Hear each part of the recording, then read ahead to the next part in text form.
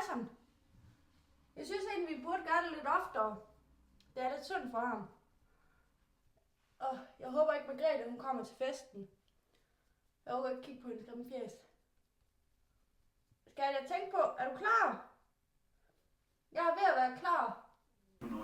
Fuck, hvad hun irriterer. Ja, du må simpelthen til at få styr på din dame. Du kan godt nok komme under tøflen. Jeg tænkte egentlig også på, har du set den nye Fiat 500C? Den kunne jeg godt tænke mig. Og så i pink. Det kunne faktisk være ret fedt. Ja, fordi den der Audi eller BMW eller hvad du har, den er altså ikke børnevenlig.